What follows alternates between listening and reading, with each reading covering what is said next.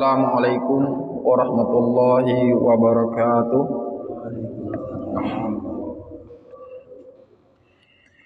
Innal hamdalillah nahmaduhu wa nasta'inuhu wa nastaghfiruh wa na'udzu billahi min shururi anfusina wa min sayyiati a'malina. May yahdihillahu fala mudilla lahu wa may yudlilhu fala hadiyalah. Asyhadu an la ilaha illallah wahdahu la syarika lah iqraran bihi wa tauhida wa asyhadu anna Muhammadan abduhu wa rasuluh tasliman majida. Nusalli wa nusallim ala nabiyyina al-karim habibina Mustafa Muhammadin sallallahu alaihi wasallam wa ala alihi wa sahbihi wa man tabi'ahum bi ihsan ila yaumiddin. Bapak jamaah muslimin muslimat rahimakumullah, jamaah salat subuh Masjid Nur Muhammad rahimakumullah. Alhamdulillah, selalu dan senantiasa puji syukur kita utamakan pada Allah Subhanahu wa taala yang paling prioritas, karena sekian banyak dari nikmat dan karunia Allah Subhanahu wa taala yang kita rasakan, yang kita terima, namun jarang di antara kita ataupun kaum muslimin yang menyadari bahwa apa yang dia miliki itu saudara dari Allah Subhanahu wa taala. Inna lillahi wa inna ilaihi rajiun. Semua dari Allah Subhanahu wa taala dan pada Allah semuanya akan kembali. Dan termasuk di antaranya adalah diberikan seseorang itu untuk bisa bersyukur. Di antaranya nikmat Allah Subhanahu wa taala adalah diberikan seseorang itu pengetahuan atau mengetahui bahwa apa yang dia miliki adalah nikmat Allah Subhanahu wa taala, dan menyukurinya itulah nikmat dari Allah Subhanahu wa taala. Banyak orang yang merasakan nikmat Allah Subhanahu wa taala tetapi tidak mengetahui kalau apa yang dia miliki semua adalah atas kehendak dan izin Allah Subhanahu wa taala. Maka sebab itu mari dengan diberikannya nikmat sehat, nikmat iman, hidayah dari Allah Subhanahu wa taala, dengan mengetahui bahwa itulah hakikatnya dari Allah Subhanahu wa taala, menjadikan kita pandai untuk bersyukur, lebih bersyukur kepada Allah Subhanahu wa taala dengan nikmat yang Allah berikan kepada kita ini, dengan melakukan ketaatan, laksanakan ibadah kepada Allah Subhanahu wa taala, sehingga dengan itu semuanya Allah Subhanahu wa taala menjadikan kita termasuk hamba-hambanya yang senantiasa bersyukur. Itu harapan kita dan permintaan kita kepada Allah Subhanahu wa taala. Mudah-mudahan Allah Subhanahu wa taala mengumpulkan kita termasuk hamba-hambanya yang bersyukur selalu dengan nama Allah Subhanahu wa taala. Allahumma amin. Kedua, salawat dan salam mudah-mudahan Allah Subhanahu wa taala senantiasa turun kepada Rasulullah sallallahu alaihi wasallam, pada keluarga beliau, para sahabat, tabi'in, tabi'in dan orang-orang yang mengikuti jejak sunnah Rasulullah sallallahu alaihi wasallam. Hadirin hadirat rahimakumullah, ada satu statement yang sering kita dengarkan ataupun sering terlontar di kalangan kaum muslimin. Namun statement ini kalau kita tidak bisa landasi ataupun kita tidak bisa filter dengan ilmu, maka banyak kita itu terjebak dengan statement seperti ini. Jangan menilai seseorang itu dari lahirnya. Jangan menilai seseorang itu dari luarnya. Jadi ini sebagai legalitas bahwa kita tidak bisa sembarangan ataupun tidak bisa jadi alasan bagi kita untuk tidak mengingatkan seseorang. Kadang orang itu sampai jangan melihat luarnya, Pak. Mungkin hatinya tidak seperti itu. Ini dibantah oleh Al-Imam Ibnu Qayyim Al-Jauzi. Justru perbuatan lahir yang tampak pada seseorang itu menggambarkan isi hatinya. Penting dia kan baik hatinya. Kalau memang hatinya itu baik, maka dia akan melakukan ketaatan itu kepada Allah Subhanahu wa taala. Berarti hatinya ada penyakit. Istilahnya kalau dalam medisnya orang tuh kita sehari-hari ke dokter itu, Bapak tensinya 150, Pak. Oh, tapi saya tidak apa-apa kok. Fisik saya baik-baik saja. Tapi dalam hitung medis 150 ini sudah tinggi, Pak. Atau 180 sudah tinggi. Berarti ada sesuatu yang membuat tubuh ini terkontaminasi yang menjadikan tekanan darah itu tinggi. Nah, ini juga seperti hal ini juga kaitannya hal-hal yang berkaitan dengan hati. Seseorang tuh jangan dinilai dari luarnya. Padahal ulama bersepakat nahnu nahkumu bidzawahir dalam masalah akidah, kita itu menghukum seorang itu dari lahirnya. Adapun urusan hati dia urusan Allah kepada Allah Subhanahu wa taala. Urusan dia dengan Allah. Dan statement jangan melihat seseorang itu dari lahirnya tidak bisa dijadikan alasan legalitas bahwa orang itu tidak boleh untuk dinasihati. Karena Ibnu Qayyim al-Jauziyah mengatakan ciri baik hatinya seseorang, maka hati ini akan patuh dan taat kepada Allah.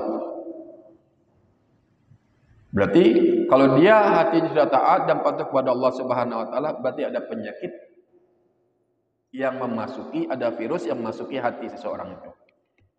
Sehingga menjadikan sikap, perkataan dan perbuatan ini terjadi dan terwujud dalam kesehariannya. Maka sebab itu di sini pentingnya ya kalau urusan hati itu urusannya Allah Subhanahu wa taala ya. Namun urusannya kita sebagai seorang muslim saling mengingatkan bahwa ada perkara yang menyimpang atau yang bertentangan dengan Al-Qur'an dan Sunnah. Bila hadirin rahimakumullah, kita masih pada pembahasan fi zakati qalbi, pembahasan tumbuh dan berkembangnya hati. Kesimpulannya bahwasanya kemarin kita simpulkan hati itu akan bisa bertumbuh dan berkembang setelah hati itu disucikan, dibersihkan. Sebagaimana pohon mangga itu bisa berbuah banyak, lebat buahnya kalau dia dibersihkan dari benalu dan tetenya, Pak. Kalau sudah pohon itu sudah banyak benalunya, kalau tidak dibersihkan itu tidak sehat. Daunnya bisa kering, dia tidak tumbuh, tidak berbuah. Demikian juga hati. Hati kalau tidak dibersihkan dari penyakit-penyakit hati, maka hati itu tidak akan mampu untuk melakukan kebaikan, tumbuh, kembang, untuk bisa melakukan ketaatan. Makanya pentingnya kita membersihkan hati itu, berusaha untuk tazkiyatun nafas itu, bagaimana hati kita itu bisa bersih dari penyakit-penyakit hati dan kita ada pertumbuhan, hati itu bisa tumbuh dan kembang untuk melakukan ketaatan. Tumbuh melakukan kebaikan kepada Allah Subhanahu wa taala. Di antaranya kemarin Al-Imam Ibnu Qayyim al-Jauziyah dalam kitab ini mencontohkan satu hal yaitu masalah bagaimana menjaga hati ini dengan mengkontrol pandangan mata. Karena mata kalau diumbar sembarangan itu akan berdampak tidak baik pada hati. Kita sampai pada pembahasan yang ketiga. Di antara faedah seorang itu menjaga pandangannya adalah di samping sudah manisnya iman, merasakan manisnya iman, kemudian merasakan firasat yang kuat kalau orang itu senantiasa menjaga pandangannya dari hal-hal yang diharapkan Allah Subhanahu wa taala. Yang ketiga, seorang itu akan memiliki kuwatul qalbi wa thabatuhu wa syaja'atuhu. Kekuatan hati ya. Kekokohannya jadi tak gampang pelin-pelan bolak-balik pagi A nanti sudah lagi B. Jadi tetap kokoh pada pendirian, tetap kokoh pada Al-Qur'an dan As-Sunnah dan keberaniannya fayutihullahu taala biquwwatihi sultanan nasrah. Maka Allah Subhanahu wa taala akan memberikan kekuatan bagi hati ya, pada hati seorang yang senantiasa menjaga pandangannya, Pak. Allah akan berikan kemuliaan, izzah Kita sampai pada kemarin ini. Wa yajma'u lahu baina sultan. Allah Subhanahu wa taala memberikan kekuatan pada hati seorang itu dengan kekuatan pertolongan ya dan hujjah. Senantiasa hujjah ataupun dalil-dalil yang dia gunakan itu senantiasa bisa mengalahkan syubhat. Kalau orang itu memiliki pandangan itu senantiasa jaga, karena Allah akan menghidupkan hatinya dengan memiliki hujjah, kalau bisa membedakan tamyiz antara hak dan batil. Sehingga dia ada harga diri wibawanya. Wa yahrabu syaiton fihi minhu. Maka dengan dua kekuatan tadi itu, kekuatan dengan kekuatan pertolongan dari Allah Subhanahu wa taala, baik itu secara hujjah dengan hujjah, kekuatan hujjah dan kekuatan pertolongan dari Allah Subhanahu wa taala, maka dia bisa mengalahkan setan yang senantiasa berusaha menggelincirkan hatinya untuk tidak taat kepada Allah Subhanahu wa taala atau mendorong kepada syahwat. Syubhat dan syahwat. Karena kita tahu penyakit hati itu dua, penyakit itu fitnah syubhat dan fitnah itu syahwat.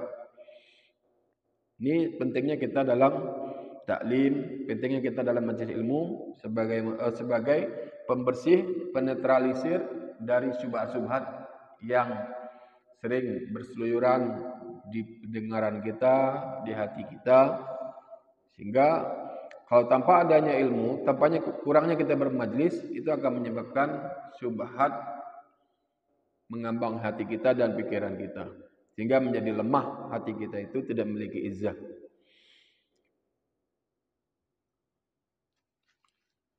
Kama fil athar, sebagaimana dalam satu athar, innal ladzi yukhalifu hawahu Innal ladzi yukhalifu hawahu yafriqu syaiton min dhilli. Punya orang yang menyelisih hawa nafsunya, maka setan itu memisahkan ataupun takut untuk berhadapan dengan bayangannya saja.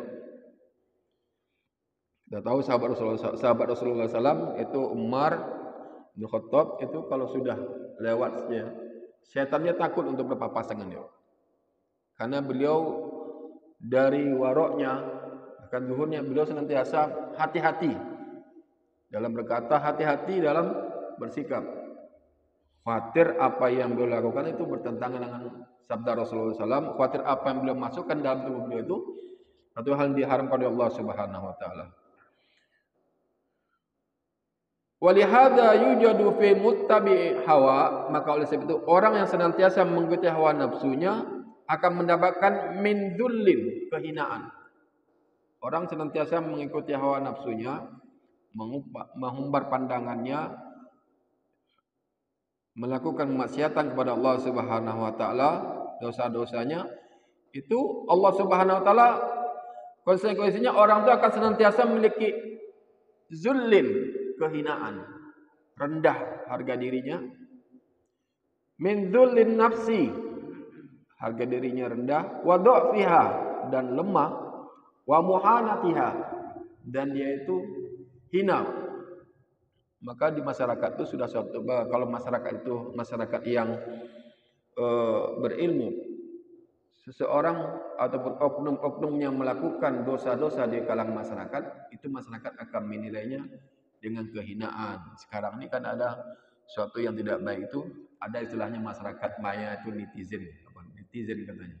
Jadi ketika seseorang itu melakukan ketidakbaikan menurut akal netizen itu, maka itu akan dihujat langsung. Pandangan itu baik. Seperti yang terjadi pada oknum dai. Ya, dihujat langsung.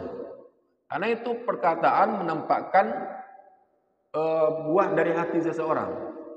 Orang itu kalau hatinya baik dia akan berkata baik. Tapi kalau hatinya busuk, perkataannya busuk.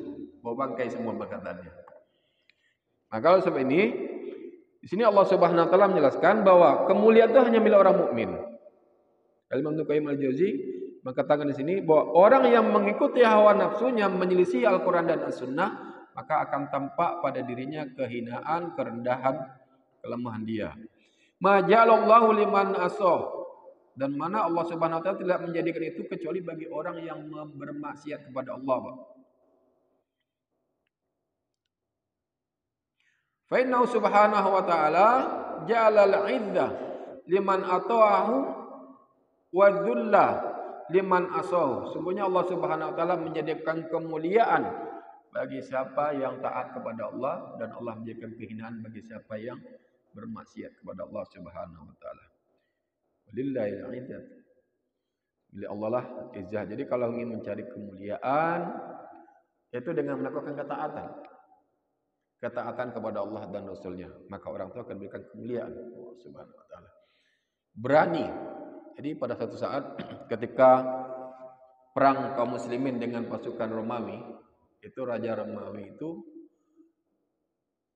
sampai mendatangi, tanya kepada Khalid bin Walid. Padahal secara logika jumlah pasukan mujahidin pada saat itu, muslim dengan saat itu dengan orang Romawi, dengan orang kufar pada saat itu berbanding 20 kali lipat. Jadi kalau dihitung itu 200 kaum muslimin mujahidin, itu 2 juta kalangan musuh. Maka melihat hal ini tetap Khalid bin Walid melakukan penyerangan, akan didatangkan oleh raja Romawi.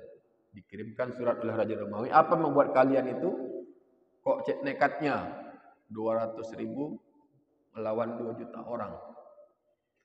Apa jawaban Khalid bin Walid? Ji'tukum biqaumin yuhibbunal maut kama tuhibbunal hayah. Aku datang pada kalian, kami datang pada kalian dengan kaum, dengan orang-orang yang mencintai kematian sebagaimana kalian mencintai kehidupan. Jadi punya izzah, Pak, kaum muslimin itu dengan ketaatan mereka kepada Allah Subhanahu wa taala. Jadi dengan taat dan melakukan perintah Allah Subhanahu wa taala dan Rasulnya, akan seseorang itu akan diberikan izzah, harga diri, keberanian di hatinya, sehingga tidak takut kecuali hanya kepada Allah Subhanahu wa taala. Sampai-sampai raja tadi ini kirim surat kepada raja lain untuk minta bantuan. Apa kata raja lain? Kami tidak akan menyerang, tidak akan merangi kaum yang mana kalau mereka diperintahkan untuk memindahkan gunung, mereka akan pindahkan. Jadi dari terkenalnya izzah harga diri kaum muslim pada saat itu, walaupun jumlah 200 melawan 2 juta, secara logika itu tidak masuk akal. Tapi karena izzahnya, ketaatannya kepada Allah Subhanahu wa taala, maka Allah memberikan sultanan nasrah. Sultanan nasrah itu pertolongan dari Allah Subhanahu wa taala. Dan apa-apa yang mereka katakan itu, hujah-hujah yang disampaikan itu memang masuk kepada hati. Karena berangkat dari hati yang ikhlas, tulus, penuh ketaatan kepada Allah Subhanahu wa taala. Jadi Allah berikan sultanan nasrah dan sultanan hujah. Ada hujah-hujah yang bisa diterima kalau orang itu melakukan ketaatan kepada Allah Subhanahu wa taala.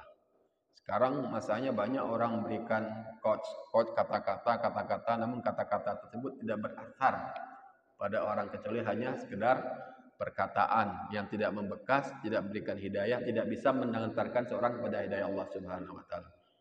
Apa kelemahannya? Karena tidak adanya ketaatan kepada Allah Subhanahu wa taala. Lemahnya i'tiqad, keyakinan mereka kepada Allah Subhanahu wa taala. Jadi semua orang, artis pun sekarang, WTS pun maaf, kadang bisa memberikan kata-kata. Kata-kata ini kalau bahasa kitanya sultanul hujjah. Senantiasa memberikan hujjah-hujjah, nasihat-nasihat atau tazkirah, kata-kata. Sedikit kita kan lagi viral kata-kata, Ustaz. Namun kata-kata tersebut tidak memberikan athar pada seorang yang mendengarkannya. Karena tidak berawal dari hati yang ikhlas kepada Allah Subhanahu wa taala dan tidak dilandasi dengan ketaatan kepada Allah dan Rasulnya. Bayangkan kata-kata Khalid bin Walid menyampaikan kata-kata singkat saja yang beliau sampaikan, namun itu bisa menggentarkan musuh Allah Subhanahu wa taala. Ji'tukum biqaumin yuhibbunal maut kama tuhibbunal hayah. Aku datang pada kalian dengan orang-orang yang mencintai kematian sebagaimana kalian cinta dengan kehidupan. Jadi, bahkan salah seorang sahabat Rasulullah SAW itu pernah berwasiat, Abu Isa Al-Ansari kalau tidak salah, sahabat yang terakhir, kalau saya nanti wafat meninggal, tolong jasad saya dibawa dalam perang, diikutkan untuk perang. Maka diikutkanlah setelah beliau wafat, kemudian dikafani. Sebelum dikuburkan, belum dikafani, beliau diikutkan ikut berperang. Maka apa kata musuh-musuh Islam? Orang yang matinya saja masih mau perang, apalagi yang hidupnya. Orang yang sudah mati saja masih ingin mati, apalagi yang mereka yang hidup. Jadi izzah atau harga diri, keberanian itu Allah Subhanahu wa taala berikan kepada mereka bagi mereka yang senantiasa menjaga pandangan matanya. Jadi orang penjaga pandangan matanya, hatinya itu terjaga dari hal syubhat dan syahwat, sehingga ada kekuatan yang keluar dari hatinya tersebut, keberanian, kekuatan, bukan kehinaan. Tapi kalau orang senantiasa melakukan kemaksiatan, dosa-dosa kepada Allah Subhanahu wa taala, maka Allah berikan kehinaan di mata Allah dan mata masyarakat. Walaupun dosa-dosa tersebut ditutupi bertahun-tahun, maka Allah akan tampakkan. Kemudian kita teruskan. Qala Allah Ta'ala, Allah Subhanahu wa taala berfirman, Bismillahirrahmanirrahim, walillahil 'izzatu wa lirasulihi wa lil mu'minin. Dan milik Allah lah kemuliaan dan orang-orang mukmin, dan milik Rasulnya dan milik orang-orang beriman. Wa qala ta'ala, wala tahinu wala tahzanu wa antumul a'launa in kuntum mu'minin. Jangan kamu lemah, jangan kamu sedih. Kamu itu adalah kaum yang a'launa. Kamu lebih tinggi dari mereka in kuntum mu'minin. Selama kamu itu beriman. Syaratnya iman. Orang beriman ini senantiasa hatinya kuat, ketergantungannya hanya kepada Allah Subhanahu wa taala, tidak pernah takut kecuali kepada Allah Subhanahu wa taala. Wa qala ta'ala, man kana yuridul 'izzata falillahil 'izzatu jami'a. Dalil-dalilnya ini, dan barang siapa yang menginginkan kemuliaan, maka milik Allah lah kemuliaan semuanya. Semua kemuliaan Allah milik Allah Subhanahu wa taala. Man kana yatlubu ay man kana yatlubul 'izzata falyatlubha. Barang siapa yang menginginkan mencari kemuliaan, maka hendaknya dia mencari dengan ketaatan kepada Allah. Bi taatillah, dengan ketaatan kepada Allah Subhanahu wa taala. Bil kalimit thayyib wal amal sholih. Ketaatan kepada Allah dengan kalimat-kalimat thayyibah dan amal-amal soleh. Zikir, kemudian ketaatan kepada Allah Subhanahu wa taala, kan itulah yang menjadikan seorang itu mulia. Di dalam satu hadis Rasulullah SAW juga katakan potongannya, wa'lam anna syarafal mu'min qiyamuhu bil lail. Ketahuilah sesungguhnya kemuliaan seorang mukmin itu terletak pada qiyamul lailnya. Gimana kita mau qiyamul lail, kepandangan sehari-hari kita tidak jaga. Makanya suatu hal yang perlu kita pertanyakan pada diri kita sebagai seorang mukmin, susah untuk qiyamul lail. Berarti ada mata yang senantiasa dihumbar. Kita tidak bisa menjaga mata kita dari hal-hal yang diharamkan oleh Allah Subhanahu wa taala, sehingga mata berbisik menyampaikan perintah pada hati, hati berintahkan kepada pikiran, sehingga yang tergambar hanya kemaksiatan kepada Allah Subhanahu wa taala. Jadi bagaimana seorang akan bisa qiyamul lail kalau hati pandangannya sebelum tidur sudah yang dilihat itu bukan Al-Quran, sebelum tidur dan melihat HP-nya, gambar ini, video itu, bagaimana bisa mengharapkan untuk bisa qiyamul lail kalau pandangannya tidak dijaga, sehingga hatinya sebelum tidur pun sudah disakiti, sudah ditutup dengan penyakit. Wa qala ba'd salaf, sebagian ulama salaf mengatakan, an-nasu yatlubuna al-'izzah bi abwabil muluk. Orang-orang banyak mencari kemuliaan di pintu-pintunya para raja penguasa.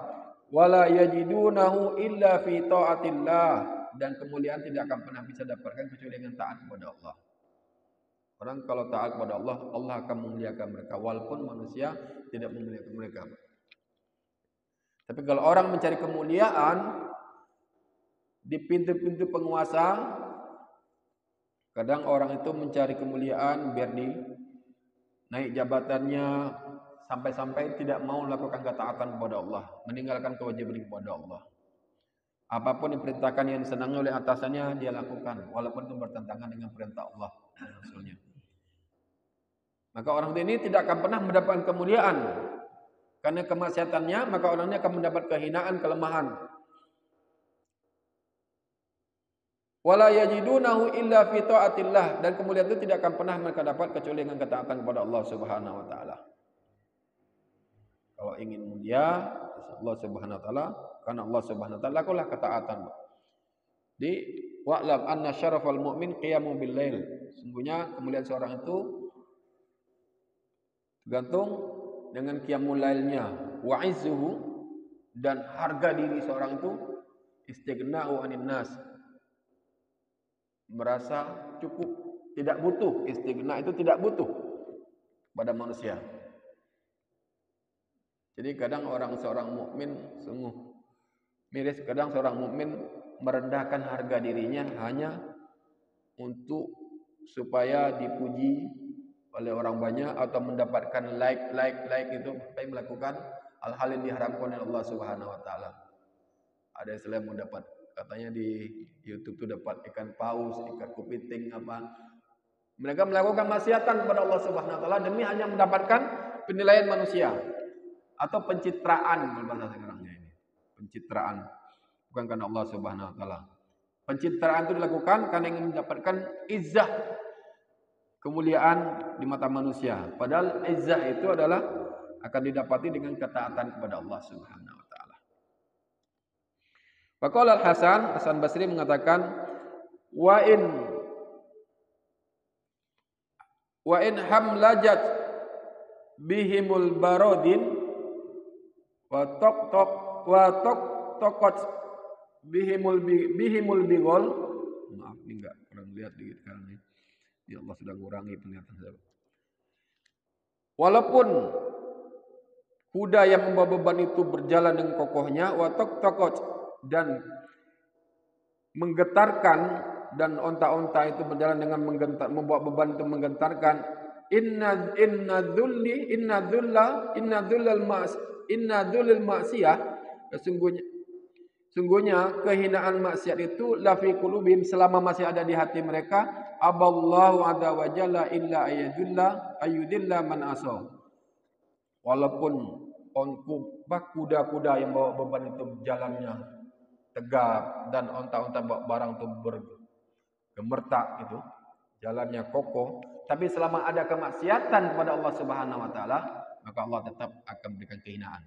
Maknanya walaupun kayaknya orang itu berwibawa, kuat, perkasa, kayaknya, tampaknya, tapi kalau dia senantiasa melakukan kemaksiatan kepada Allah Subhanahu wa taala, maka Allah akan tumbuhkan kehinaan kepada manusia. Di orang-orang itu seperti itu. Wa tahsabuhum, ya, apa? Dalam surah Al-Munafiqun itu, bahwa orang-orang itu menyangka orang munafik itu satu, padahal hati mereka wa qulubuhum syatta. Kamu menyangka mereka itu bersatu, padahal hati mereka itu berpecah belah.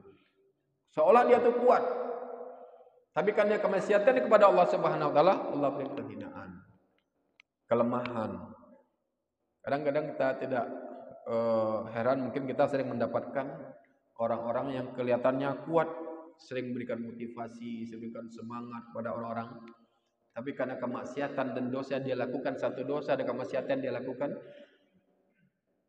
ditampakkan kehinaan, kelemahannya oleh Allah Subhanahu wa taala kepada manusia banyak. Jadi kita kadang heran, kok bisa sampai itu Ustaz? Kok bisa sampai Pak seperti itu? Padahal sampai ini orang yang luar biasa, motivator, sampai ini luar biasa memberikan semangat. Kok bisa sampai selemah itu? Jadi sering sekarang ini banyak orang yang kena penyakit anxiety disorder atau penyakit takut cemas nih Pak. Ini hati-hati. Orang yang senantiasa mengalami penyakit takut, cemas, ini ada satu penyakit, ya kalau dokter jiwa mungkin penyakit jiwa namanya ya, anxiety, kecemasan berlebihan.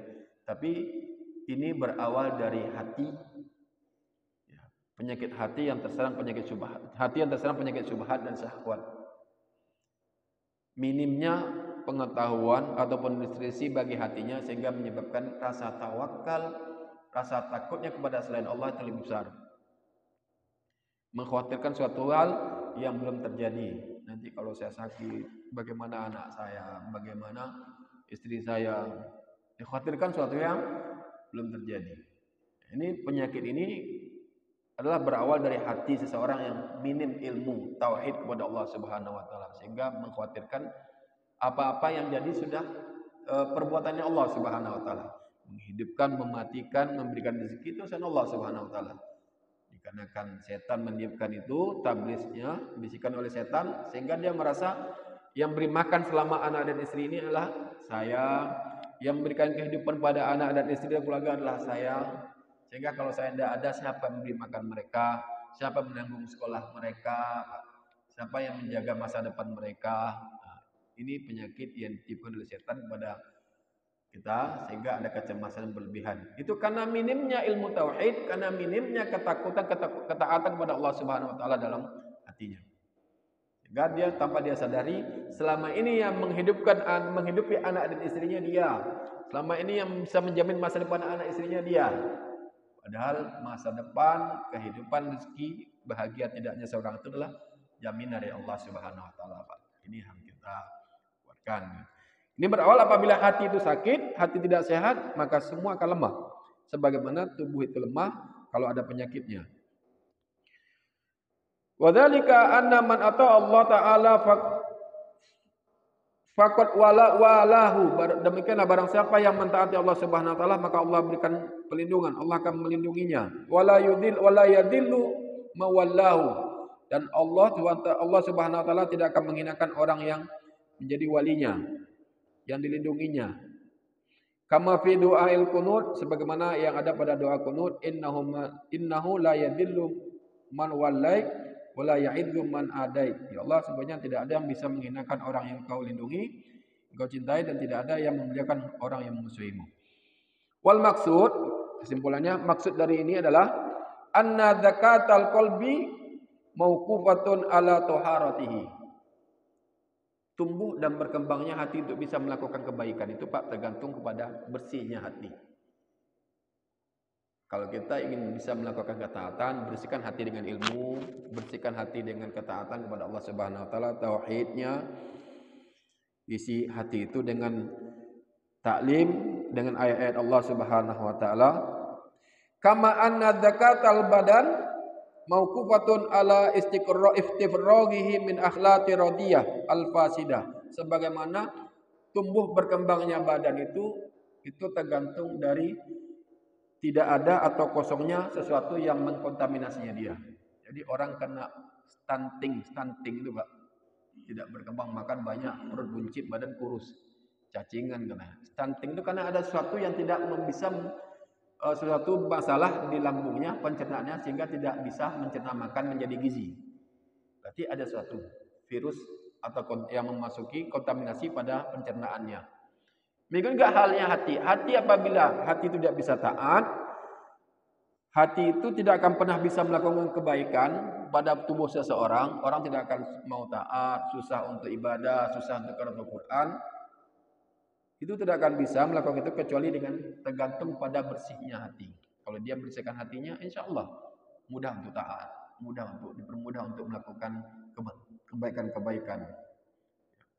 Tapi kalau hati itu sudah terkontaminasi dengan penyakit dunia, syahwat, fitnatu syahwat, maka hati susah untuk taat kepada Allah Subhanahu wa taala. Dan dulu kita cukupkan masa pada kesimpulan terakhirnya itu bahwa tumbuh kembangnya hati untuk melakukan ketaatan kebaikan itu tergantung dari bersihnya hati. Sebagaimana badan itu akan tumbuh kembang, akan sehat tergantung hilang dan tidaknya virus yang memasuki yang mengkontaminasi badan tersebut. Jadi kalau badan itu sudah darah tinggi, terus kolesterol naik, diabetesnya naik, kemudian asam uratnya naik, itu tubuh tidak akan sehat Pak. Tidak akan sehat, susah untuk beraktivitas. Demikian juga halnya hati. Hati kalau sudah isinya syahwat, subhat, hubud dunia, maka hati tidak akan pernah bisa, badan tidak akan pernah mampu untuk melakukan ketaatan kepada Allah Subhanahu wa taala. Malas ke masjid, malas, pengajian malas, baca Quran malas. Tapi kalau main HP lama-lama sanggup 3 jam, 2 jam sampai mata rusak. Tapi kalau nongkrong malam-malam dari jam 9 sampai jam 1 mampu tidak ngantuk. Tapi depan Quran 5 menit ngantuk. Dengan pengajian kadang Tapi kalau denger dandutan 2 jam 3 jam sanggup mampu, tapi dalam pengajian sebentar dah ngantuk. Karena hati itu masih terkontaminasi dengan hubud dunia, fitnatus syahwat dan syubhat serta penyakit hubud dunia. Mudah-mudahan Allah Subhanahu wa taala menjaga kita, nasallallahu al-afiyah, jaga kita dari itu semuanya. Kita berharap mudah-mudahan Allah Subhanahu wa taala senantiasa memberikan hidayah kepada kita dan kemampuan kepada kita untuk bisa menjaga hidayah ini hingga akhir hayat kita. Subhanakallahumma wa bihamdika asyhadu an la ilaha illa anta. Wabillahi taufiq. Assalamualaikum warahmatullahi wabarakatuh.